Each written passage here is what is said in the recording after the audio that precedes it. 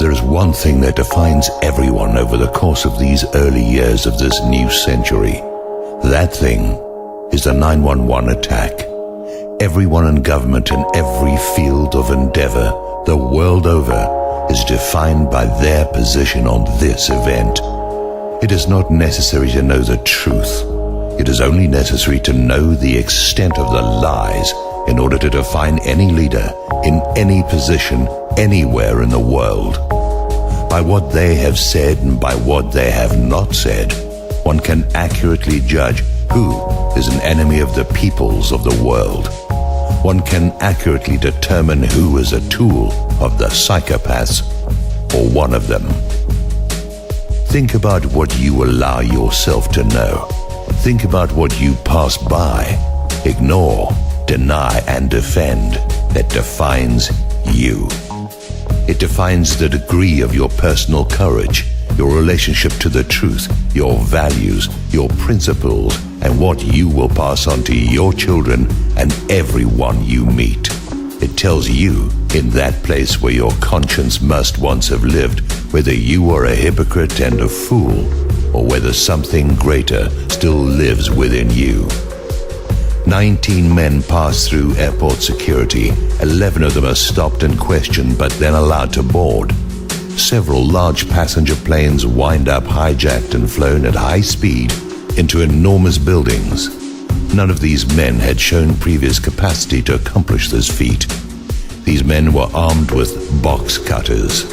No jet fighters were scrambled to intercept these planes, although the authorities in charge of such actions knew immediately what was happening. Airport traffic controllers were ordered to destroy all recorded evidence of the event. Some of them physically broke the CDs and scattered the pieces into different trash containers at the airports. Within hours, 3 of the biggest buildings in the city, buildings designed to absorb the impact of the very planes which hit them, all crumbled into their own footprints at the speed of free fall. It was said that the fire, which burned below the melting point of steel, caused this to happen. No fire in history had previously accomplished such a thing, not once. Previous fires had burned hotter and longer, yet no building fell. Now, 3 have fallen in one day. Months later, the wreckage burned white hot beneath the surface, and clear cuts and support beams were photographed. A passport from one of the hijackers appears on a city street, undamaged. Cars are discovered at airports with flight training videos and Qurans. Apparently the men, who were deeply religious enough to give their lives to attack these buildings, thought nothing of leaving their sacred texts behind. Some weeks later, 7 of the alleged hijackers are found to be alive in their native countries. Some days earlier, some of these men were observed drinking and having lap dances in a Florida bar. This sort of behavior is not normal for such men as these. Around the same time, the ringleader of these men and some associates were observed by the FBI boarding a gambling boat belonging to Jack Abramoff. These men were tracked to Las Vegas and watched by the FBI, yet they passed through the airport security checkpoints. Even though 11 of them were stopped and questioned, they still boarded. On the day of the event, several men were observed videotaping the attack as it happened. They were seen to be dancing and celebrating as well. The police stopped and arrested them. They were found to be Mossad agents. Sometime later, they were quietly released and returned to their home country with no reasons given. The men videotaping and celebrating had to have known about the attack in advance in order to have been in a position to film it. Members of the bin Laden family, the man accused of masterminding the attack, were immediately flown out of the country. Bin Laden denied any connection to this attack. Direct evidence of this exists, and no evidence of his admitting his involvement exists. All of this is fabrication and hearsay. No one can present such information other than one fabricated video that was proven false by the world's leading forensic experts in Switzerland. Many insist It is true, but no one has such evidence. Go look. Show it to me. As a result of this event, major wars have been launched. Over 1 million people have died, with nearly another 5 million displaced.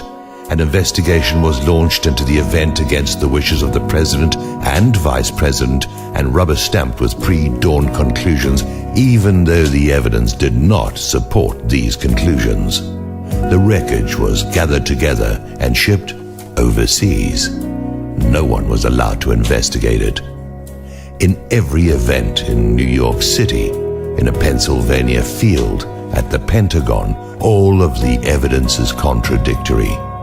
The amount of evidence on every level that directly refutes what we have been told fills thousands of pages. Meanwhile, the administration and the Congress belligerently oppose any inquiry into the matter. People in government who have questioned the official story have been fired from their jobs or driven from office by the very party they are a member of. University professors are fired for discussing it. Major websites composed of experts in their fields are ignored and even censured. Casual investigation of who benefited and who engineered actions of global impact based on official 911 findings all lead to the same parties. It is incontrovertibly true that one organization, PNAC, called for an attack on American soil in order to facilitate what followed. Members of this organization held key positions in and around the present administration. Therefore, here is what you must know, given that the official story is patently absurd. Anyone who promotes the official story, who accepts the official story, who oppresses those who doubt the official story, who does not question the official story, is involved or too stupid to pat their head and chew gum at the same time. Any presidential candidate who does not dispute the official story is a traitor to their nation and a tool of those who accomplished this attack. It all comes down to 911. Everything that has happened based on a lie. Everyone in government, in the media, in entertainment, in organized religion, in the public eye, and in the public who accepts and promotes the official story is either a traitor or a tool. Everyone who does not stand forth and speak truth to power is a coward, a liar, and complicit in mass murder.